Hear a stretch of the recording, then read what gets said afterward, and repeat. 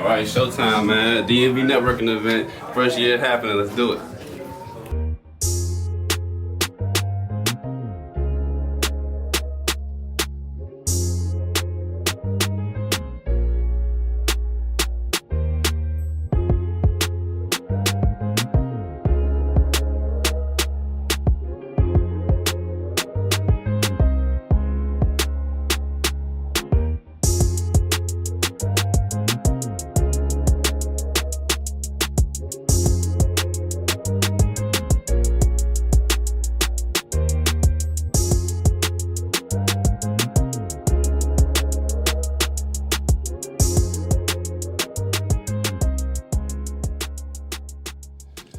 All right, guys, welcome back to another special edition of Tack Talk Tuesday and CKTV. I ain't gonna lie today. We have a very distinguished guest here with us today. We are actually live at our first DMV networking event, so I want to give a round of applause for everyone that's here.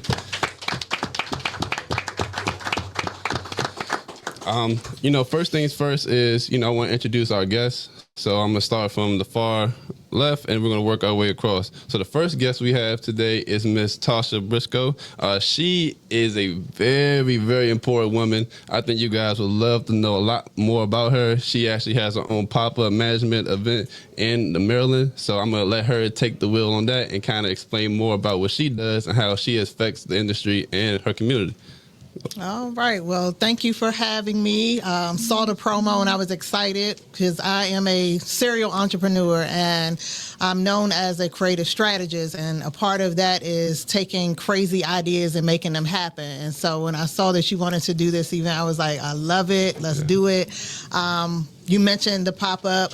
That's one of my crazy projects that I'm involved in from one of my major clients. I'm also an event planner. I'm a designer. Okay. I own a venue. But that creative strategy side that I work with my clients on, it's taking those ideas, taking their businesses, taking their brands, and making them expand, trying to connect them with their target market, making sure that the products and services that they're offering is actually speaking to the customers that they're trying to reach. So it goes a little deep, and you mentioned being in business for a few years. I've definitely been in business for a few years, couple decades. So, okay. Been going like 25 years. I've been doing it. That's amazing. My business, yeah. Congratulations. So definitely been doing some different things and connecting with various people, and just love watching other businesses grow and being a part of that. I appreciate the time for coming out today. There's not too many times that we actually have women on our show and, express like that side of things, and I'm more than happy that you're here today. Oh, well, thank you. Yes, ma'am. All right, next up is Mr. Brian Latham. So, guys, Mr. Brian, you have seen him before on the show. Brian does a lot of business funding. Brian does a lot of business infrastructure, and I'm going to let him take the wheel on more about that.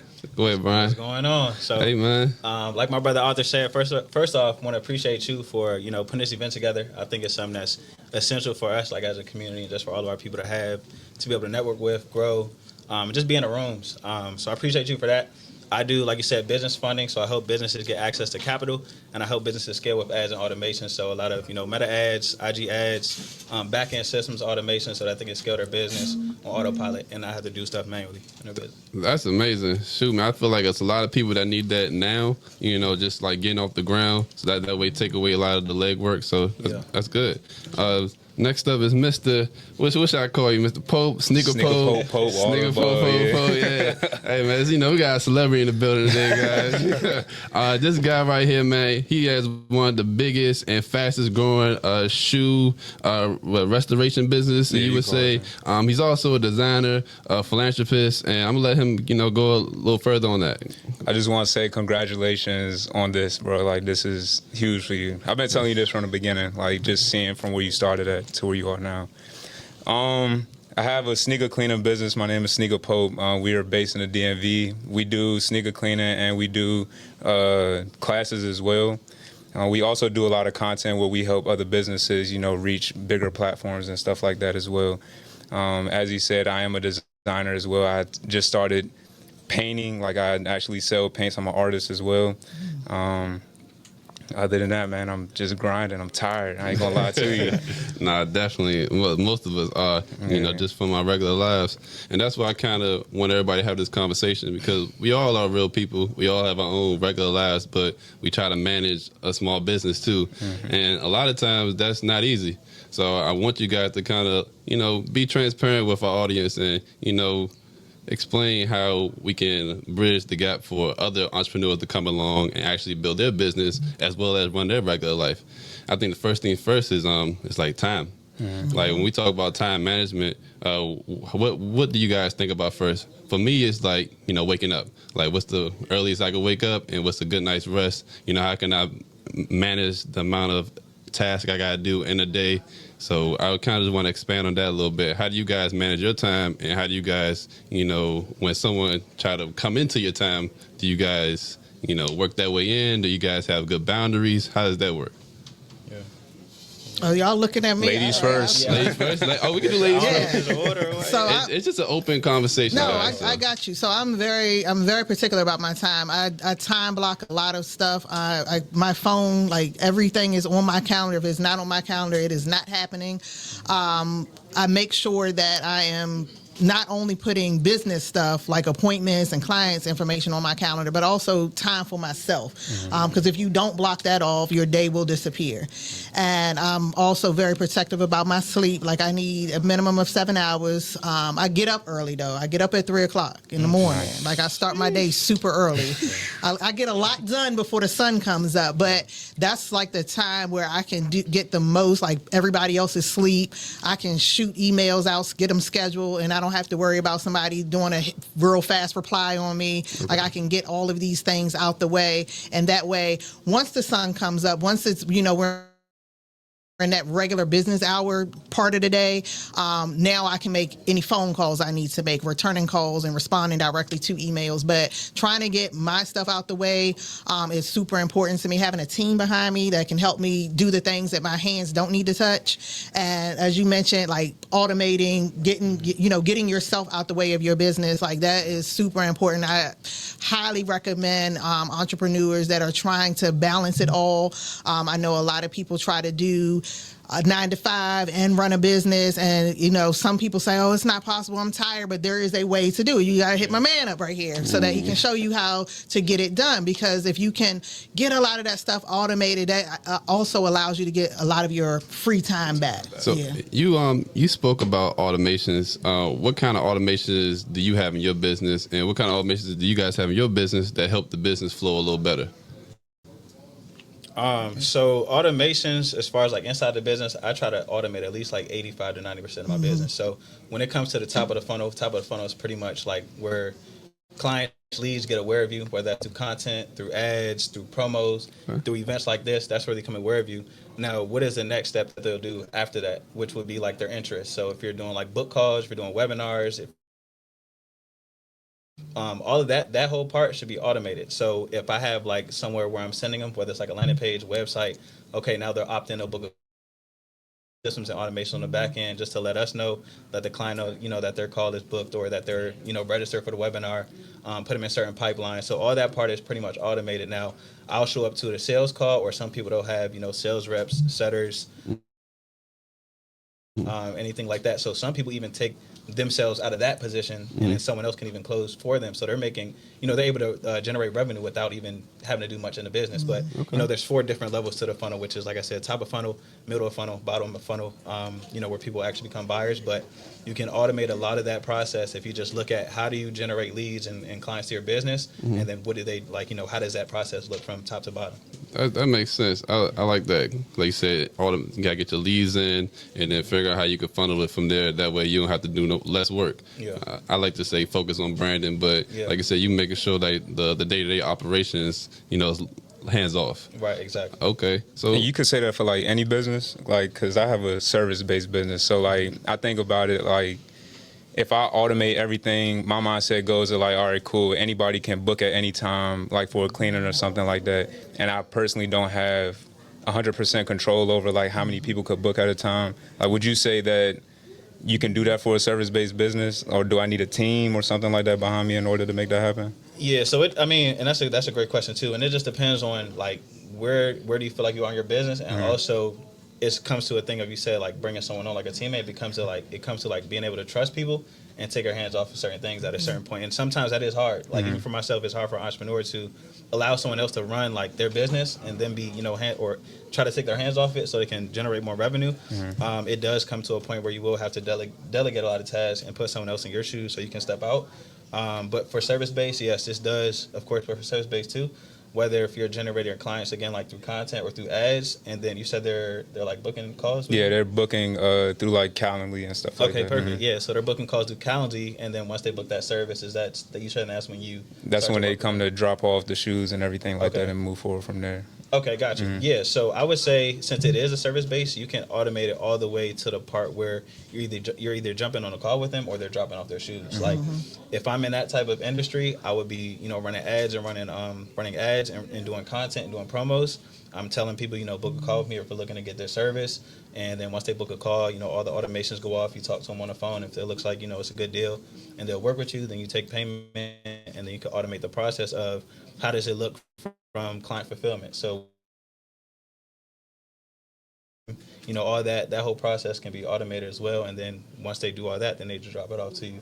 You can do the shoes, clean the shoes, and then you'll drop it back off to them, or they pick it up. Okay. I like that. So the first thing that comes to mind for me is the price. Like a lot of people worry about the price of like what their product is going to be, the price of automations. If we're looking at the pricing of things, how are we ever going to get things done? So how do you make that process easier for people who worry about the price and the numbers? Like, can you assist in that area? Like, how do you help with people assisting with, funding these type of projects? Yeah, that's a great question too, because obviously, price. Everyone has a product or service that we got to get paid for. Yeah. It all comes down to who your ideal client is. You got to figure out what they're looking to spend, or how much can they spend. Like, if you look at cars like, Lamborghinis, of course, they're looking for high-end clients who can spend a lot of money. Yeah. So they know their ideal client. But then you have, economy cars where it's like, they still know their ideal client. They may not spend as much, but they know their ideal client, so they're going to talk to that client. They know their price range. Okay. You know what I mean? So depending on how that looks, it's like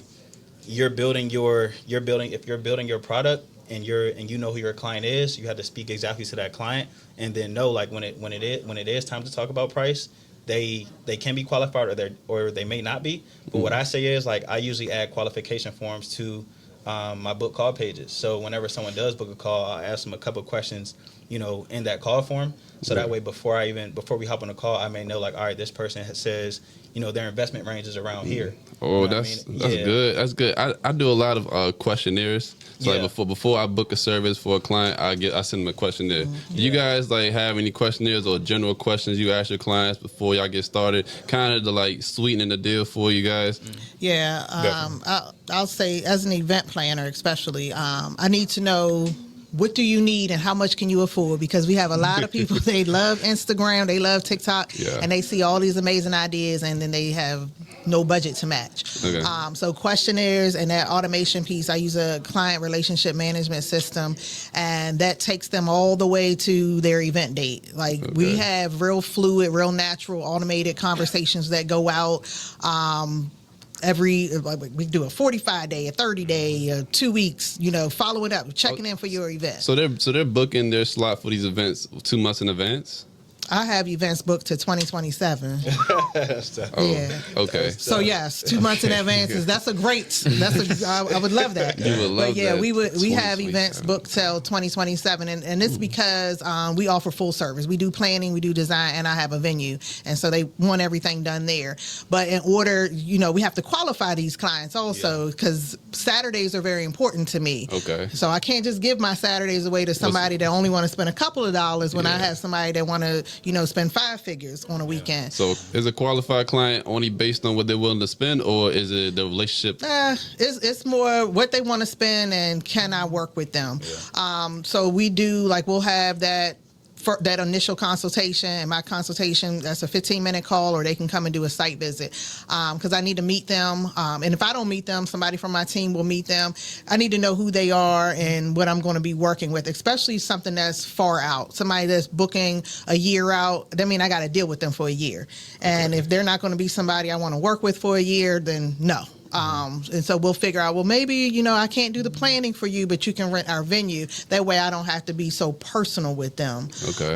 But the questionnaires, like those are some of the questions that we ask, like, what's your budget? How hands-on do you want to be? Okay. Are you busy? What do you do during the day? Because if you are a stay-at-home person and you got free time, I'm probably not going to want to work with you. That means you have way too much time to bother me. Okay. Okay. Nah, that makes sense. That makes sense. I just, hearing that, I'm like, wow, being able to keep in communication with somebody for over a year without doing no business is like how does that even look? Yeah. Like, And that's where that automation comes in. We have a workflow in place from the time they book a site visit. There's a workflow that triggers. Then when they actually book the venue, there's a workflow that triggers. And so it'll send random conversational emails. Okay. Hey, I know you're in the middle of planning. Just checking on you. How are things going? Have any questions? That's good. Hey, have you seen the latest on, Instagram? Check out these new videos. It'll be random, but it'll be natural conversations. Yeah. So that they feel engaged with us. So it's we don't want a whole year of silence and then 30 days before, oh, by the way, your balance is due. No. So we have, trying to keep the relationship, building it up. And then that's also a way for us to pull information from them without it just being on a questionnaire. wow. No, I like that. It sounds like it's a sense of priority for your clients. Like you said, you ain't just putting deposit down and not hearing from them again. Like you actually making sure that, hey, no, what are you doing during these 3 months? What are you doing during these 6 months, during this year? So that way, if anything else that you need or you need to ask someone else on, I feel like it'll make it easier for them. Yes. So Pope, I know that you also work with other companies as well. How are you able to collaborate those relationships to, build your foundation as well? I am transitioning a little bit. So can you repeat that question one more time? No, I was saying that, with you working with different businesses and you're collaborating with them, how are you building that relationship so you can actually make a profit? Because sometimes we'll do collaboration and it won't be for a monetary gain. But I know in your situation, you're able to actually profit off of this. Can you speak a little bit about that? Yeah, so I used to work independently with the sneaker cleaning, like just at home by myself and everything like that. And then once I left my bank job, I partnered up with a shop called High Heat Sneakers. You said High Heat Sneakers? Yeah. So shout out High Heat. Yeah, shout out High Heat. So basically they are a buy, sell, trade type of store. And they needed that extra little, push. So they decided to bring me onto the team. I help do content with them. And I also do like the sneaker cleaners and everything. Now, how does that benefit me? It makes it easier for my clients to have somebody that they trust instead of just going to somebody's crib that they never met or just meeting somebody randomly on the side of the street or something like that to drop off their shoes. You have a designated place to drop the shoes off, which makes people more comfortable. And they want to tell all their friends about it. And everybody just walks in and, drops their shoes off. So that's why I feel like when you guys are talking about like the automation and everything, I feel like that would be a great deal because it gets very overwhelming by being just like one individual doing something all day, every day by yourself because I'm like I said before, I'm tired. But that's because I'm staying up all day, all night, trying to get all this stuff done. So when it comes to automation, I think it would be great and building that team, to just make life a little bit easier. The money looks great, what I'm saying, but it's not always about the money. Like the money is always going to look good if you're doing the right thing, but after a while it's going to become a thing where it's just like, all right, the money not good enough because I'm not sleeping well. Yeah. I'm not, spending time with my family. I'm not doing this, that, and the third. So, new entrepreneurs, they just have to realize that. And I tell people that all the time. Yeah. Don't think that every single thing that has a big ass price on it is supposed to be the best thing in the world because it's not. It's not. Yeah, because that's a lot more responsibility that comes along with that. No, exactly. You got to look at someone who wants to start a new business and then they'll take out a loan for something like $50,000. You have never made this amount of money in your business, so how are you able to manage it? Exactly. The first thing you're going to do, spend it on personal ideas. You got to spend some time in your business, build that infrastructure like Brian was saying, also being engaged with your clients, helping that process. That way, what to do with that kind of money. Yeah. So, and I do want to touch on that too. Everything isn't about money, especially as an entrepreneur. A lot of it is mental. Like you gotta have the mental strength to push forward. Like dealing with these clients, late hours, early mornings, stuff like that takes a lot out of you. So, making sure that you're on top of your mental is very important in the entrepreneur space. And I want to make sure I speak on that. Nah, definitely. I have some hot topics for you guys. So the first one is, we in the space of AI. We're in the space of fast-paced business. We're in the space of investments. So I kind of want to touch on a few things. AWS. Do you guys know what AWS is? Cloud? AWS is Amazon Web Services. So I want to ask you guys, do you guys know what Amazon Web Services play in financial technology? Not at all. All right, this is why I want to talk about this. So AWS offers AI and machine learning services crucial for fintech startups and established financial institutions. So if you guys are wondering how Amazon can actually help you, you can use Amazon as an AI startup for your business as well. I want to actually, move on with that too. So we also have IBMs. You guys aware of IBMs? IBMs is another AI platform known in the financial sector. This is usually for risk management, regulatory compliance, enhancing customer service throughout automations. So if you guys are looking to have an AI service for your business, IBM will be a great way to stop, risk management. And risk management, if you guys aren't aware of that, that's pretty much fraud. Anyone that's looking to steal your business or steal information from your business, these type of AI softwares can prevent from that. So I want to open the conversation up a little bit. How do you guys use AI in your business, and what benefits have you guys noticed from it? And I'll be the first to go. So first thing I use AI for is, let me tell you, interviews. When it comes to interviews, I type in AI, but I give it a good description on who the guest is, and I give, of course, a number of questions, and then it makes the questions for me, and that way I'm able to have a fluent conversation through my interviews, and which creates engagement throughout the whole conversation. Have you guys been able to use AI, and have you guys been able to use this to benefit your business in any way?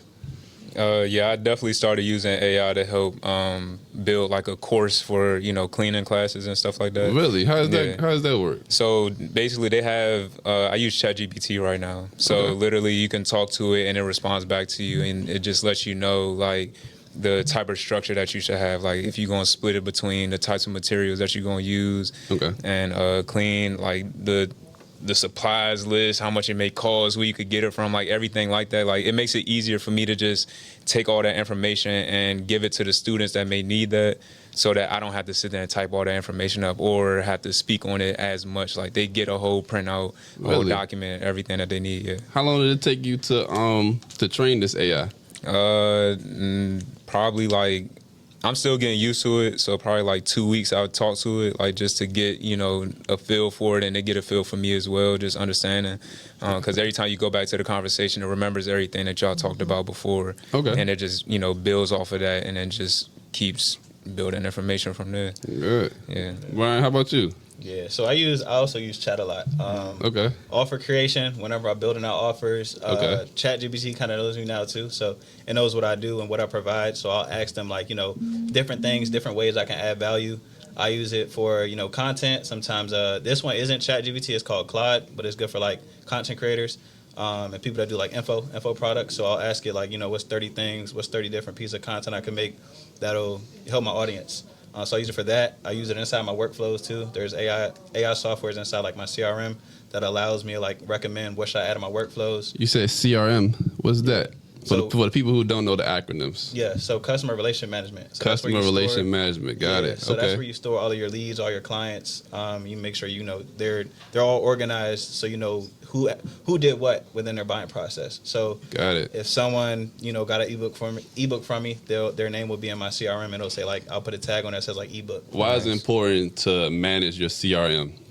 Because when you remarket one, you want to stay organized in your business. If I just had 10,000 names inside of my CRM right now, I don't know who did what, who's who. You know what I mean? So you want to make sure you have an ecosystem where you know who your clients are, what they did, who your leads are. Got it. And then, of course, with pipelines, which is where they are inside their buying process.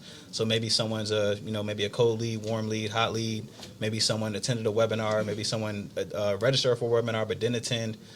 So that way you can remarket to these people, because as business owners, if you're paying for leads or you're doing free content for leads, we work hard for it, or we pay a lot of money for it. So we want to make sure we're not just going out chasing more customers, but nurturing the leads and the customers that we already have. Right? So we don't have to keep spending or keep doing a lot more to get clients. So that's what the CRM is important for, and that's what the tags are important for. So our tags, they just let us know exactly what each lead did, and that comes with automations. That's good. So, I like that. Yeah, yep. So that's what the CRM is. And then with the AI, like I said, I use that for copy. So like, script writing or caption writing in my ads. I use it for content. I use it for offer creation, and then just for client fulfillment too. So like if I'm doing coaching, or some more info stuff, I'll just ask it, hey, I'm building out my program where I'll be teaching XYZ. Can you build out, how I should create my modules, or what's the topic I have to talk about? You wasn't joking about the 85% of your business. Okay. Yeah, I mean, it is really because like when I first started off in business, I was just a real hustler. Like I was trying to do everything. You know what I mean? So it's and it's like it comes to a certain point where you kind of just wear out and you get tired and burnt out. Yeah. And it's like you can't push anymore. So yeah. It was one post I seen. It was like the hustler has to die so the CEO can live, and it's like that's something that's really real. Like if you want to scale, it's not gonna come through like manpower and manual labor. It's gonna come through automations. I like that. So it took you to burn out to realize that? Yeah. For real? Yeah. Hey man, you got feel to learn. Yeah, man. So, Tasha, tell us how you use AI in your business and what benefits it has allowed you. So a lot of the ways that have been mentioned, I use it. I use a lot of my foundational stuff, those SOPs, subcontractor agreements. Built all of those in AI, but again, it goes back to building that relationship with the platform you're using. If you're using Chat GPT, make that your best friend. Have real conversations, because that's how you build your prompts, so that the platform knows who you are, and it's not just some random one-off type of question that you're asking. Yeah. If once you start putting information in there, it learns you, it studies you, it remembers who you are for next time. But then when you go to ask, whatever your question may be, it knows who you are. I want you to speak on that. So you said have an engagement with the AI, like more, instead of just a one-off question, like you said. Don't just do this, like ask it back and forth, like right. So give us a little bit of example of how to do that. Yeah, so it's more like I'll say, remember when I asked you about this? Like I got to refresh Chat GPT's memory. Remember when I asked you about this and you built this? Yeah. Elaborate on that, because now I want to do this. So your prompts have to be super specific. A lot of people say, oh, it doesn't work for me, but you have to be like, you're going to have to put some work into creating those prompts. You can't just throw a sentence out there and think you're going to get a book. So you have to be super specific in that. When it comes to utilizing, like you mentioned, the CRM, like a lot of CRMs and even financial systems, now they have AI options built into them where you can utilize those. And so same with like you do with yours, I utilize my CRM when I'm addressing a client, because they may come back and ask a question and AI will pop up and say, these are the, like it'll provide like 4 or 5 bullet points based on the knowledge it has of that particular customer. Oh, they asked for, red roses. They asked for a 10-hour block at your venue. So it gives me like main points based on conversations in our emails, because Google got it now too, because now Google, we're using Gemini and all that. And so it'll pull out that information, make life a whole lot easier for you. Now I don't got to keep scrolling up to figure out, okay, what did we have a conversation about before? So now as I'm responding, it'll tell, it'll give me some pointers as to how I should respond to this person. I also use it for my design. AI can help me build and create some design concepts that I can present. Okay. Those used to take me, hours to develop, and now because clients, they're just like, oh, I want to see an example of what you can create. Well, I'm not going to give you hours of my life to do that, but I'm going to do a real quick mock-up with AI. So like utilizing Canva, things like that, you got the AI options in there now. So I mean, it's everywhere. Familiarize yourself, and like I said, let it be your best friend, build a relationship with it. No, for AI, it's pretty much my assistant at this point. AI assistant is how I look at it. Now, I wanted to touch on that because it used to say it takes 5 years for your business to grow a profit. Right now, using AI, you could do that anywhere between 6 months to a year, just from the automations and the information. I think it was a lot of lack of information that people had when they first started their business. Now with a simple AI tool, you can look up all the steps, all the structures that's needed. That way, it makes it easy for you to just get off your feet. And then, like you say, once you get off your feet, you got these automations for your leads. You got these funnels, and as well as your CRMs that they allow you to access your client information and builds up that engagement a little bit better, and so you can understand your client a little better too. I want to touch on investments as well. So when we look at investments, people invest into companies, these big businesses, but how does investment look for like retirement for you guys? Do you guys only believe in investments through like a 401k? How do you guys look at investment retirement wise? No, you got it. For me personally, like I did hear, like, retirement accounts, 401ks. Everybody has their own viewpoints on them. I'm not too big on them. Okay. I'm more so like right now where I'm at in my season. Like a lot of my capital is just going back to my brand and my business. Yeah. But I've invested in real estate. I've invested in stocks. Now, what I would say is, like, those are great avenues or great place to put your money. But what I realized is, like, they were like a slower return. So I needed to deploy my capital to where as though it's going to help me build up faster, and then start parking money into those more steady investments. So I think it all depends on, what's your goal, like where do you want to be, and what's your timeline for that goal. Like, do you want to just kind of lay back, be chill, cruise by, and then be retired by a certain time? Then you can, like, take your money, put it into, certain investments, and just let it grow over time. If you're someone who wants to be, more risk adverse and want to grow, then that's, putting money into yourself, into your into information, into growing. So it all depends on who you are as a person. There's no right or wrong answer. But for me personally, I would say, like, a lot of my investments just go to my brand and my business. So a lot of short-term investments. Yeah. Okay. All right. How about you, Pope? I definitely agree on that. I haven't really thought about the long-term, like, investment, y'all not thinking about long-term. Yeah. Getting somewhere. We getting somewhere. Okay. This is the thing, though. I feel like it is a long-term investment, though. It's just that it's going into you, like, it's going into you and your business. So it's like, it's going to work now and it's going to work later. But the longer-term investments, like, it more so, it spreads out and it takes a longer time to ride out, which is still fine. Again, it just depends on the person. But when you're investing in yourself and your business, it's like, all right, I want to build, like, I want to build something, and I'm going to put that money into me because I might get a bigger return. Like, if you invest in, stock market on real estate, you get 8 to 12% return on your money. Yeah. You know what I mean? Which is cool if you want to, like I said. On a yearly basis, yeah. And sometimes you have compound interest. But no, and that's the thing, too. Compound interest is very, very important. Do you feel, I'm sorry, I didn't mean to cut you off. When it comes to compound interest, do you feel like that's something that is required for you to do an investment or not? Not all the time. I don't think everything will be compound interest where it just continues to grow. Sometimes it may be a one-off investment where you put down, maybe 5,000, make 15 or something, like ads. I would say, like, advertisements, speaking from a digital marketer. Okay. If I'm doing, if I'm spending, 10,000 in ads and it makes 25, then it's like, all right, that's not a compounding interest unless you make it. Like, you can continue to reinvest that money and grow. Yeah. But it's not necessarily like compound interest like how stocks are, where it's like, you just let it ride out and it continues to build on each other. Exactly. So I don't think everyone has to, but compound interest is, like, I would say, the most powerful. Okay. For sure. Yeah, I brought it up because you have things like, IRAs and, like, Roth IRAs. For the ones that are not familiar, IRA is an investment account. The only thing about IRA is, the money that you take out, you are being taxed on it. And you are being taxed on the Roth IRA too, but the money that you put in, you're allowed to take that out. Yeah. So for instance, if you put in 10,000, you can take out 10,000 out your Roth IRA. But with an IRA, you put in 10,000. If you take it out early, you have early withdrawal penalties. So just kind of give people familiar with that.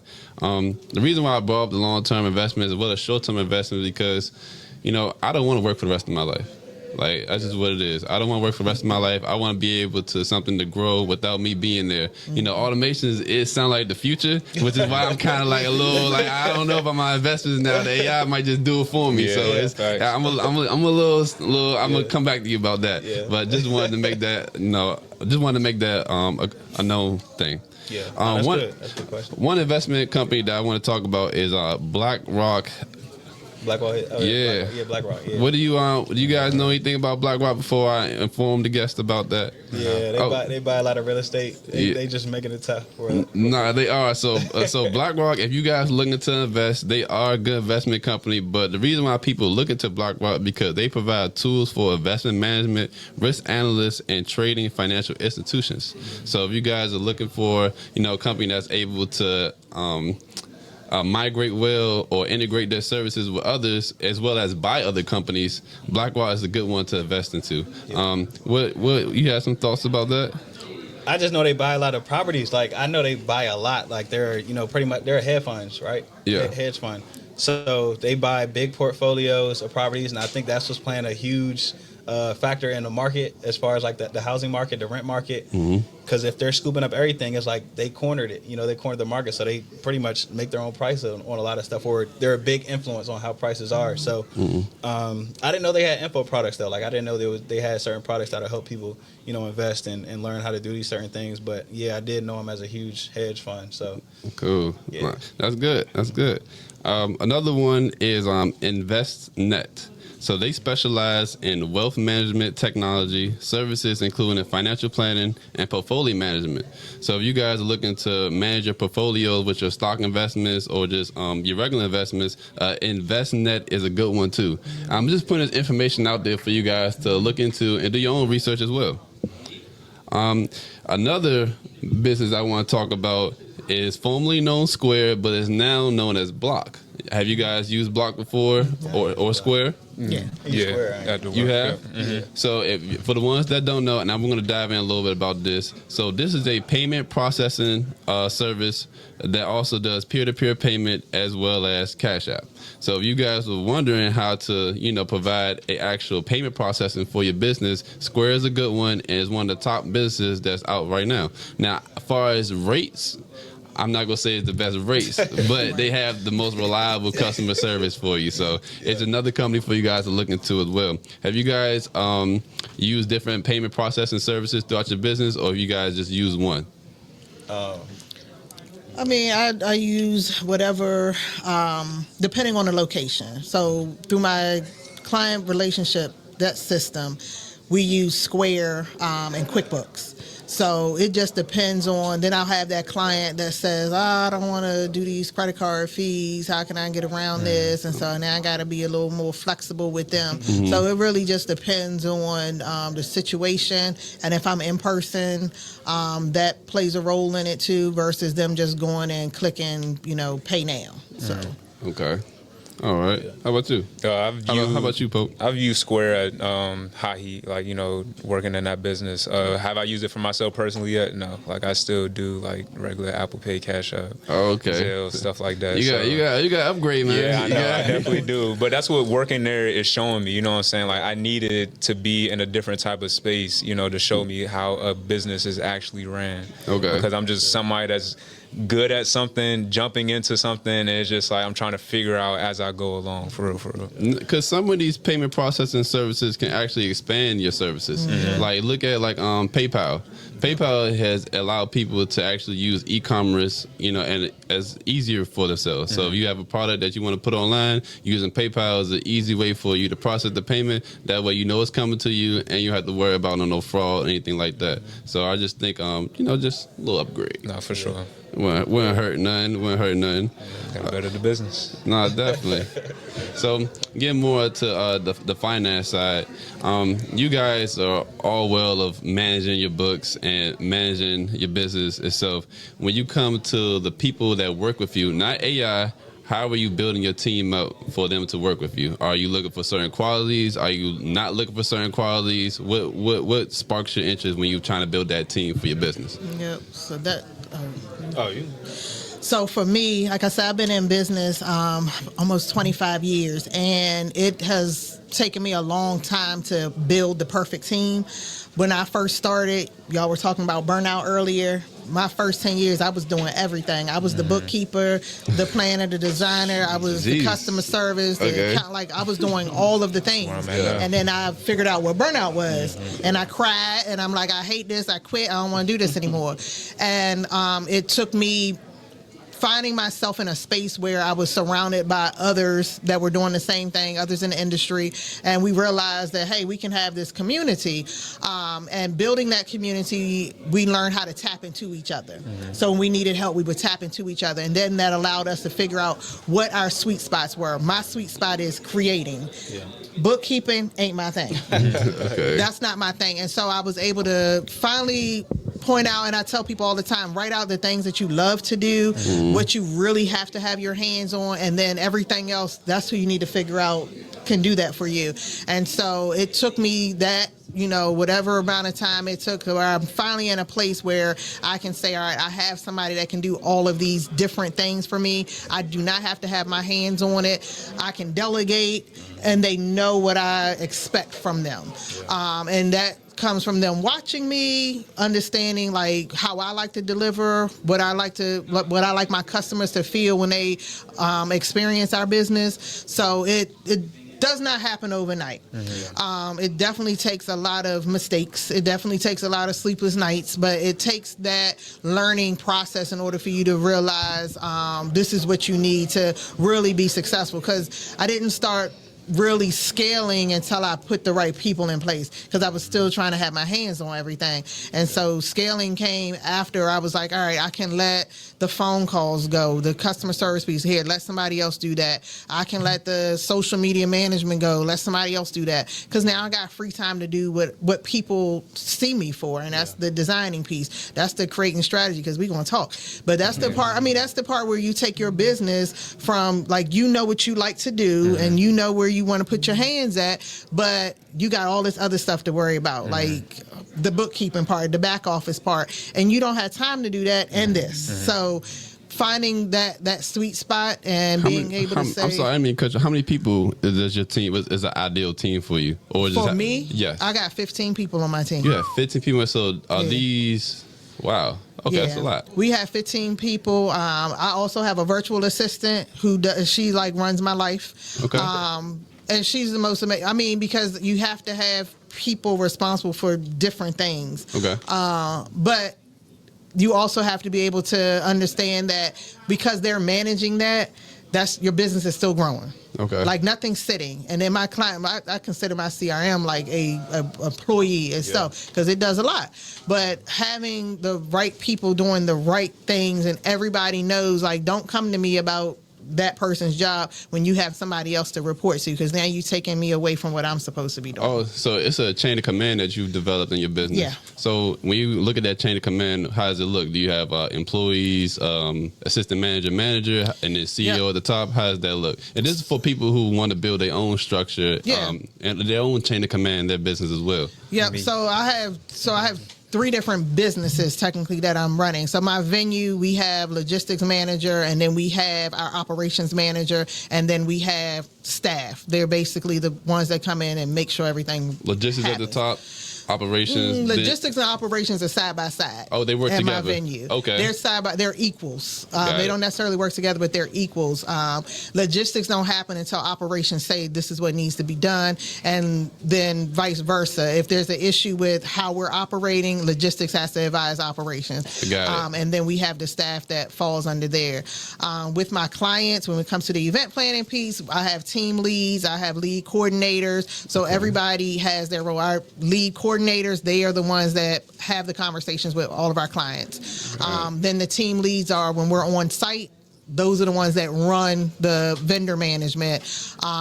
What's happening with the timelines? Those are those folks. And then we have staff that make it all happen, whether it's moving a chair or putting out a menu card, whatever that looks like for whatever event it is. And then with me, Latasha Briscoe, that brand, my VA really manages that piece, because she knows everything that I'm supposed to know about myself. Wow. But but having people that know what they need to know, and that's where their expertise is. Like, I don't want to put anybody somewhere where they're going to be uncomfortable.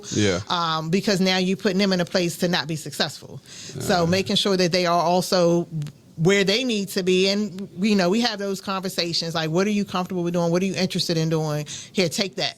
Okay. And I won't put you anywhere else. Okay. Do you do a lot of delegating of tasks, or do you? Absolutely. You do? Okay. Absolutely.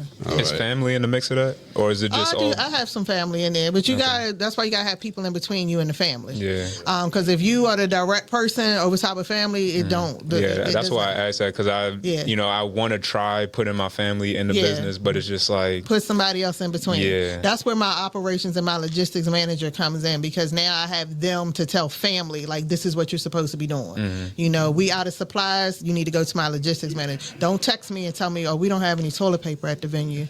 Why are you telling me? Yeah, that's not your job. That's an Amazon issue. That's not my problem. I got no, I get that. Do you run through those problems a lot, or did you run into those problems? Run out of toilet paper all the time. No. Your staff coming to you directly. Oh yeah, because you know sometimes they want to complain about each other, so we have that sometimes. Okay. And I'm like, I don't have the energy for this, y'all. So is HR like required or beneficial in these small businesses? What you guys feel about that? HR, human resources. So you kind of are the HR when you are the business owner. You kind of are, especially with a small business. Like you are the director of human resources because you have to be the one to tell all the people. But that's why I say have a buffer in between, you know, the levels of people. And you don't have to have 15 people. I just got 3 different main operations that I'm going through. But you know, having somebody that can be you when you don't want to be you, like you need that. Otherwise, it would drive you absolutely crazy, and it'll take away, especially as creatives, like that'll take away from my creative time. I got you. I got you. No, definitely, because we need that time. All the hours of the day does not to be dedicated towards work. We got to figure out where the business is going and how we focusing on the brand and where we're going to be in 2 years from now, like you plan for. Yeah. That's amazing. Just shifting back a little bit to investments. Have you guys ever heard of Vanguard? Yeah. Well, what are you guys' thoughts on Vanguard before I, explain a little further? I've heard of it. I just don't know too much about it. I used to invest in it. I took my money out. Okay. You took your. I was gonna say if you starting off and you want to do a 401k or retirement, that's a good place to start. But I'm gonna shut up then. No. I mean, I'm always open to info, but like that's where I started. Like when I first started getting to entrepreneurship and learning how to create wealth, it was a lot of like stocks, Vanguard, 401ks. But one thing I also learned from people who were entrepreneurs was like one quote I heard was like don't invest in the S&P 500, invest in the SME 500. So again, it's like you're gonna get a better return on yourself, like when you bet on yourself, than when you will with other other avenues, which they still will get a good return. But I've just been a firm believer of just go all in on myself, and I'm still gonna use those investment vehicles, but. Like I said, like right now where I am is like, I just want to grow my brand, grow my business. But I have invested in Vanguard. I've invested in S&P. But when I was first starting out in business and I didn't really have that much money, it's like, all right, I got a few thousand in my stock account, but this is going to take a whole year to make $300. You know what I'm saying? But if I take that $3,000 and put it to my business, it's going to help me grow. Like if I put it towards marketing, if I put it towards, equipment or scaling on my systems, like it took me a lot further. You know what I mean? I see. You focus on the now. Yeah. You focus on the now, and that's interesting. We always hear about, this is what we want to do later, plan for like retirement, plan for, death and stuff like that. But you're so focused on now, I think a lot of people should hone in on that. Yeah. That's really good. Yeah. I like that. It doesn't sound like you're risking it all though. You just putting some money into the now. You still got some on the side. I see what's going on here. Yeah. All right. I do want to inform everybody on what Vanguard is though, because you did give a good explanation. Vanguard is known for a unique investor-owned structure. It aligns with company goals with those clients focused on low-cost investing. So if you're looking to invest in any department, you should look into Vanguard because that way you can actually buy a stock portfolio and build your portfolio on there with low-cost investing. Just a fun fact for you guys. Yeah, definitely. And I keep bringing up these investment topics because people aren't looking at investing. Like a lot of people are looking into the now or the tomorrow, but investing still works if you have a low income or if you just have money that you want to just put in different avenues. Like you said, there's different ways that you can spread your money from a bank account to a home, which is real estate, to an investment account, and even like equity accounts. So if you guys aren't aware, equity account is an account that not equity account, and an equity investment account. Yeah. These accounts is money that you put into that grow over time, but they don't lose any value. They're also known as index accounts as well. So the index accounts, so you could come in at a price point and maybe like, let's say 1% or 2%, but then if the company does well, then your money goes up. But it has a baseline. So if your baseline is, like I said, 1%, then it won't never go below that. So that way you kind of keep your money safe. Yeah. So I inquire people to look into more index funds, look into more real estate investment, look more into banks, because banks is always good too. And then, as you know, cash is something that people also have, but I'd rather say put it in gold because the value stays the same. I want to move on a little bit to talk about Fidelity. Have you guys ever heard of Fidelity? Yeah. The brokerage? Yes. Yeah. So Fidelity is another investment account, but like Brian said, it's more so for brokerage. So with that being said, what type of services does Fidelity provide? Fidelity provide a wide array of services, include non-fee products, funds with zero minimum accounts, and also trading platforms. So if you're looking to trade your investments and trade some of the stocks that you own, Fidelity would be a good one for you guys to look into. Right. I just run through some things with you guys just for people to understand. And then the last investment account I want people to look into is Charles Schwab. Charles Schwab is another investment account, and these are all safe. So like Vanguard is safe, like I said, it's funded through the government. They're protected by the U.S. government, Fidelity, as well as Charles Schwab. These are all different 3 investment business models. And the reason I'm, again, expressing this to you, because if you're not familiar with stocks, if you're not familiar with any investment accounts, please look into these because it's a great start for you guys. All right. Now, to also just speak on Charles Schwab a little bit, there's a hybrid model combining traditional banking with modern digital broker services. So a lot of that old age stuff of like going in and meeting the banker, figure out what you got to do with your account. No, Charles Schwab is definitely familiar with online services as well. All right, guys. Now, I want to take a second to, bring it back to real times. You guys are going to leave here today and going to still move forward with your business. What's some information that you want to give that person that's about to give up on their business, and how do you guys give them some motivation to keep moving forward outside of just keep moving forward? Like, what can you tell them, things that you guys are experiencing that you guys can give game to that can help the next person? I'm going to start with Mr. Pope.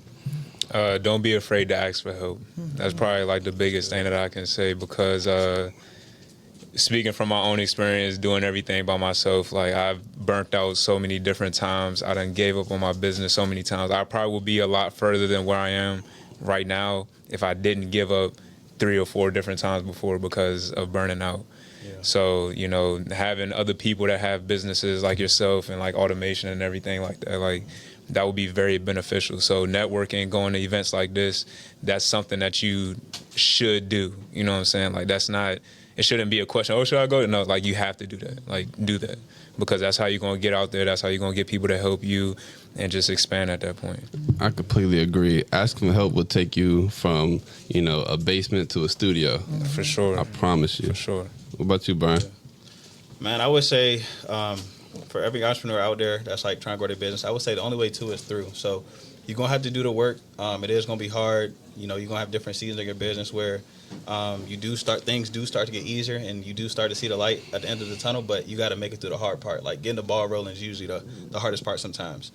You'll still have problems as you go, but there'll be problems that are more so for that better thing. That now that you have better things, there are problems for that. Mm-hmm. So I would just say the only way to is through. The work will work on you till it works for you. So you just got to stay consistent and keep working on your craft. Even when it looks like nothing's happening, you just got to show up. And then I would just say, like, take the timepiece off of it. Like, if you can just work and just show up and not worry about when you're going to make, a certain amount or when you're going to get to wherever you want to go, like, detach the time from it, you'll be fine. But I think a lot of people will look at the timepiece or see a lot of different stuff around them, and they'll get discouraged or quit or think they're doing the wrong thing. But if you just stay consistent and focus on your craft, like, you'll be fine. That's good. And the last thing I would say is just always, like, invest in yourself. Like, there's people that have the information that you need, and I think that's a shortcut. Like, that's something that tremendously helped me. Yeah. So I'm very strong on just letting people know, like, hey, don't be afraid to invest in yourself. Like, because there's someone, again, who can just show you how to get to where you want to go without you making all the wrong turns and, bumping your head so many times. So that's what I would say. Thank you for that. Yeah, all and right. I'm just going to really piggyback off of what was just said. Go ahead, Tasha, let us know. Yeah, there are going to be those times where you just want to quit, but as long as you stay like committed to whatever your passion is, why did you start and all it, like stay focused on that part. Set your goals, but the whole time thing, like don't compare yourself or the length of time it took somebody else because they may be lying. Don't compare yourself to them. If you're going to be on social media, you're going to be watching, be inspired, but don't be discouraged by what you see, because a lot of what we see is not, the dirty part behind it, the part where people weren't getting sleep and they were crying all night long because something wasn't working out. And so you just want to, be inspired, but don't let that be like, oh, they make it look so easy. They make it look easy. It's not always that.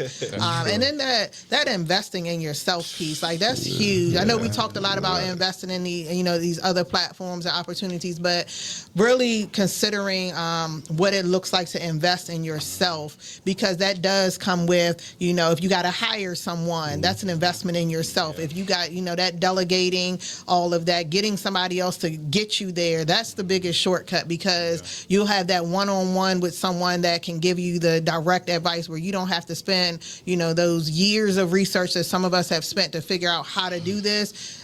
They have already done it, and now they can tell you how to do it, and you don't have to do all the homework behind it. But really taking that serious when it comes to investing in yourself, and be smart about it, because there's going to be a lot of flashy lights and opportunities that come across your feed, and you're going to see and you want to click it and you want to buy into it. But doing your research and really figuring out, okay, is this person really going to get me there? What is their social proof? What is their financial proof? Have they done this for themselves?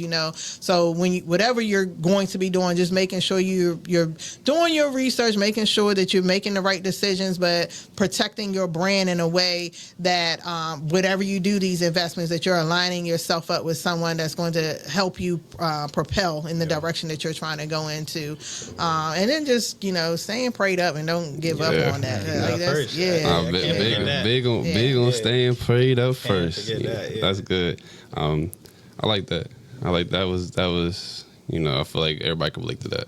Investing into yourself, like, man, that's what got us here. That's what got us here. That's what allowed us to open up these doors, these shake hands with the people we want to shake hands with, and that's amazing.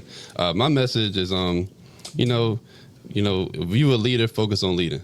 People who follow are going to follow. So as you're right, as an entrepreneur, you got to lead people to your business. So you can't be worried about the next person. You can't be worried about all these different industries. You got to worry about leading the people to your business. So that's what I want to leave to you guys. That's good. We're going to wrap things up, but first, a few announcements.